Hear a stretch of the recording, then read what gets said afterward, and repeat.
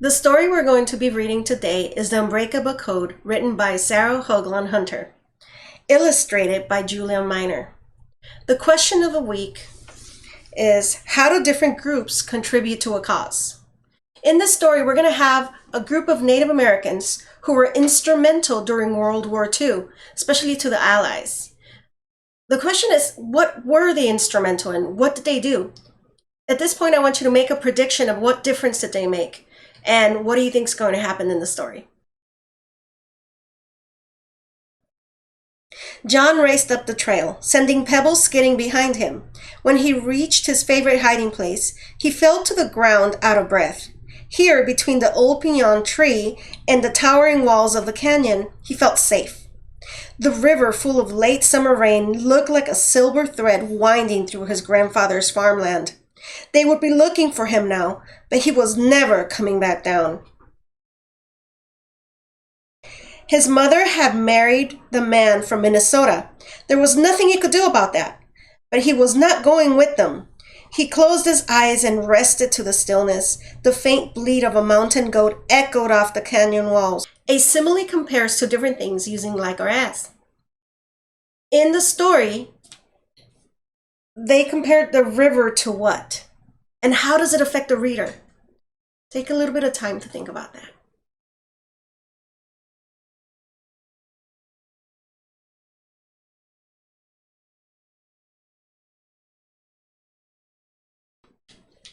Now we'll continue.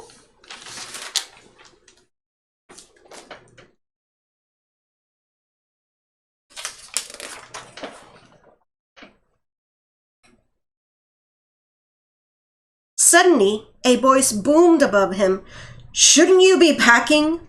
John's eyes flew open. It was his grandfather on horseback. "Your stepfather's coming with the pickup in an hour." "I'm not going," John said. "You have to go." "School's starting soon," said grandfather, stepping down from his horse. "You'll be back next summer." John dug his toe deeper into the dirt. "I want to stay with you," he said. Grandfather's soft brown eyes disappeared into the wrinkles of a smile. John thought they were the kindest eyes he had ever seen. "You're going to be all right," Grandfather said. "You have an unbreakable code." "What's that?" asked John. Grandfather sat down and began to speak gently in Navajo.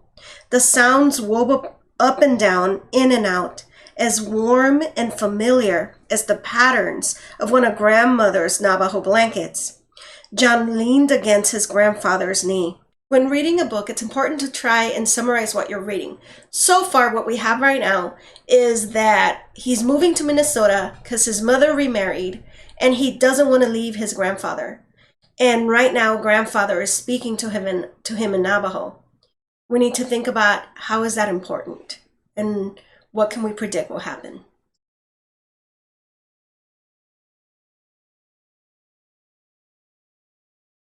Now we're going to be looking at page 433. "The Unbreakable Code is what saved my life in World War II, he said. "It's the Navajo language." John's shoulders sagged. Navajo couldn't help him. Nobody in his new school spoke Navajo. "I'll probably forget how to speak Navajo," he whispered. "Navajo is your language," said his grandfather sternly. "Navajo you must never forget." The lump in John's throat was so close to a sob. "You don't know what it's like there," he said. His grandfather continued quietly in Navajo. "I had to go to a government boarding school when I was 5. It was the law. They gave me an English name and cut my hair off. I wasn't allowed to speak my language. Anyone who spoke Navajo had to chew on squares of soap. Believe me, I chewed a lot of soap during those days." "Speak English," they said. But Navajo was my language, and Navajo I would never forget. Every summer, I went home to herd the sheep and help with the crops. I cried when the cottonwoods turned gold. It was time to go back. And now we're also looking at theme. What happened to the character?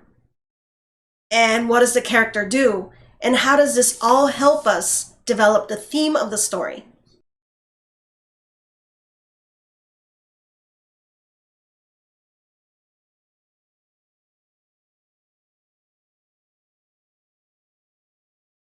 Let's continue on to the next page, page 434.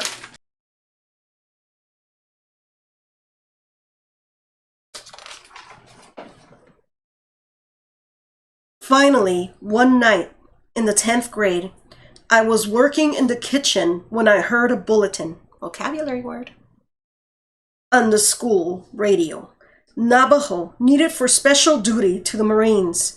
Must be between the ages of 17 and 32.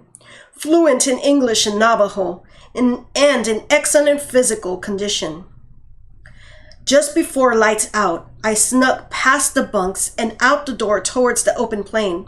I felt like a wild horse with the lasso finally off its neck.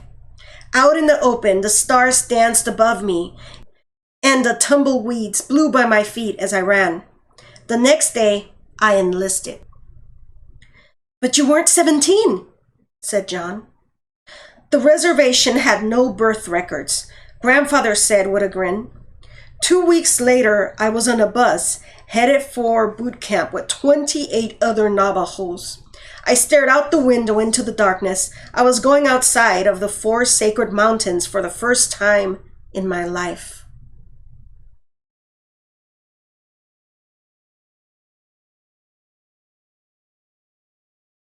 Now we're going to page 435. "You scared?" asked John. "Of course," said his grandfather. "I didn't know where I was going or what our mission was. Most of all, I didn't know how I would measure up to the people out there I had heard so much about." "How did you?" asked John, chewing his fingernail. His grandfather began to laugh. "We were known as the toughest platoon at the boot camp. We had done so much marching at boarding school that the drills were no problem. Hiking in the desert of California with a heavy pack was no worse than hauling water in the canyon in midsummer. And I'd done that since I was 4 years old.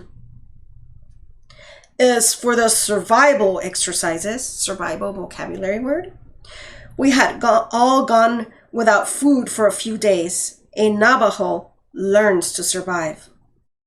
How is grandfather able to measure up to others? Think about it. On page 434, what does grandfather compare himself to? What kind of figurative language is this? And why is it important?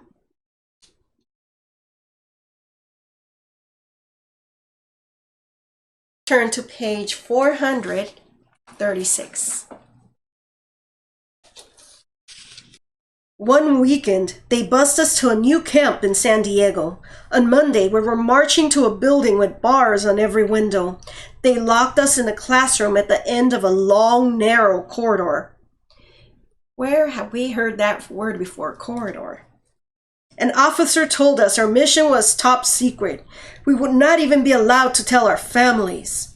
We were desperately needed for a successful invasion of the Pacific Islands. So far, the Japanese had been able to intercept and decode all American messages in only minutes. This meant that no information could be passed between American ships, planes, and land forces. The government thought the Navajo language might be the secret weapon. Only a few outsiders have ever learned it.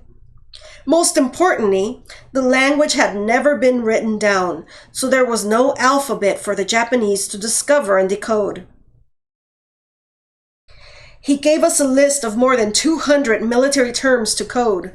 Everything had to be memorized. No trace of the code could ever be found in writing. It would live or die with us in battle.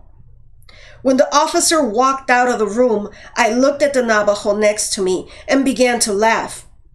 All those years they told us to forget Navajo, and now the government needs it to save the country.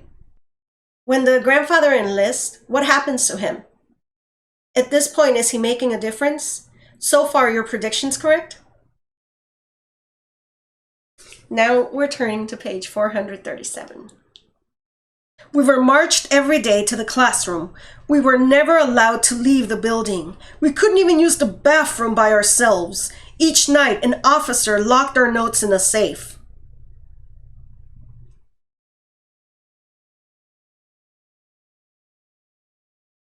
The code had to be simple and fast. We would have only one chance to send each message. After that, the Japanese would be tracing our location to bomb us or trying to record the code. We chose words from nature that would be easy to remember under fire. Since Navajo has no alphabet, we made up our own. A became Walachi. Ant, asked John in English. Grandfather nodded. B was hush. Bear, said John. C was Moasi. D, B, E, death. His grandfather continued through the alphabet. Each time he named the Navajo word, John answered with the English. We named the aircraft after birds. The dive bomber was a chicken hawk. The observation plane was an owl. A patrol plane was a crow. Bomber was buzzard. At night, we would lie in our bunks and test each other. Pretty soon, I was dreaming in code. What was so important about all this secrecy in this mission? Let's find out.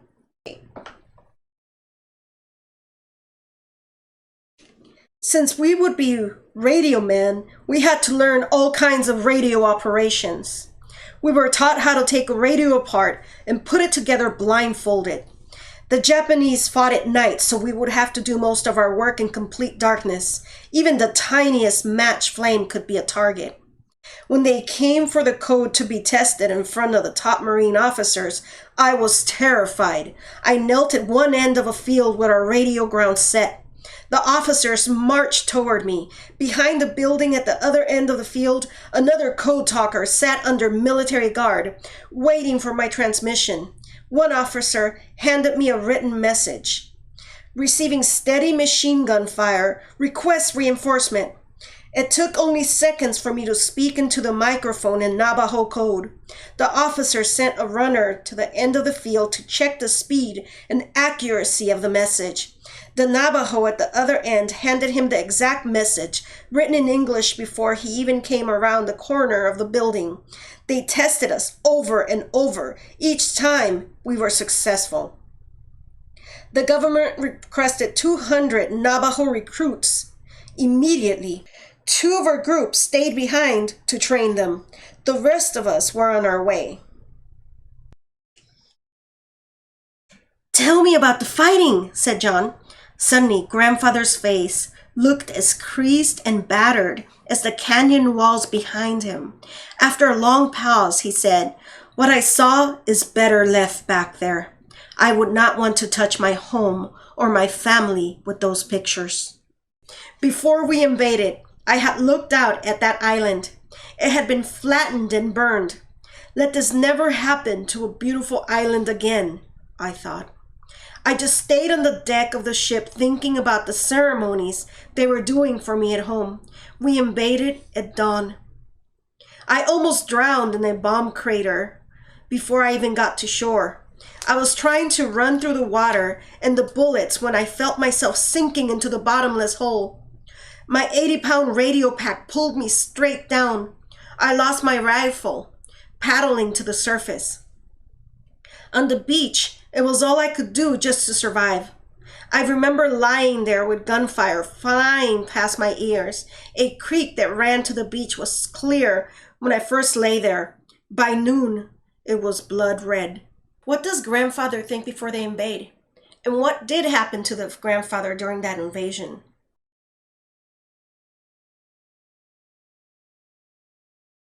In the last couple of paragraphs, what was the mood of the setting? Remember, a setting is where the story takes place. So what is the mood that kind of builds the story? Now we're going to page 440. The worst were the fallen soldiers. I had to run over to go forward. I couldn't even stop to say I was sorry. I had to run over them and keep going. I had to move through the jungle at night, broadcasting in code from different locations. One unit needed medical supplies. Another needed machine gun support. I had just began broadcasting to another code talker. Arizona, New Mexico. I called the next thing I knew. An American soldier behind me was yelling, "Do you know what we do to spies?" "Don't shoot," I said. "I'm American. Look at my uniform." He didn't believe me. He had just heard the foreign language. He had seen my hair and my eyes. Japanese spies have been known to steal uniforms from fallen soldiers. One of my buddies jumped out of the bushes right at that moment and saved my life. So far, what has happened in this story? What can you summarize? Let's continue. "How did you stay alive the rest of the time?" asked John. "My belief was my shield," Grandfather answered. He drew a ragged wallet from deep inside of his shirt pocket. "Inside of this, I carried corn pollen from the medicine man. Never be afraid," he said. "Nothing's going to touch you, and nothing ever did. More than 400 code talkers fought in some of the bloodiest battles of World War II. All but a few of us survived. The Japanese never did crack the code. When they finally discovered what language it was, they captured and tortured one poor Navajo. He wasn't a code talker and couldn't understand the message they had intercepted. He told them we were talking about what we ate for breakfast. Our code word for bombs was eggs. 6 months before the war ended, Navajo code talkers passed more than 800 messages in 2 days during the invasion of Iwo Jima. When the American flag was raised on top of Iwo Jima's mountain, the victory was announced in code to the American fleet. Sheep, uncle, ram, ice, bear, ant, cat, horse, itch, came the code. John tried to spell out the letters. "Suribachi?" asked John. "Yes," said Grandfather. "Mount Suribachi."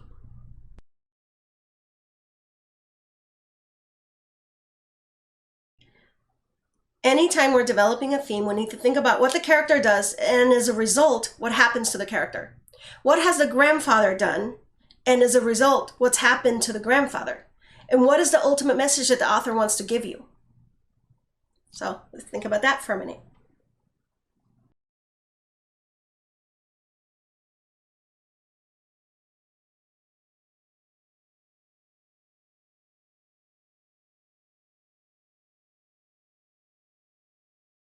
Now we're going to page 442. "When I came home, I walked the 12 miles from the bus station to this spot. There weren't any parades or parties. I knew I wasn't allowed to tell anyone about the code. I looked down at the beautiful canyon floor and thought, I'm never leaving again." Why do you think the grandfather said, "I'll never leave again"? And what text evidence can you provide to support your statement?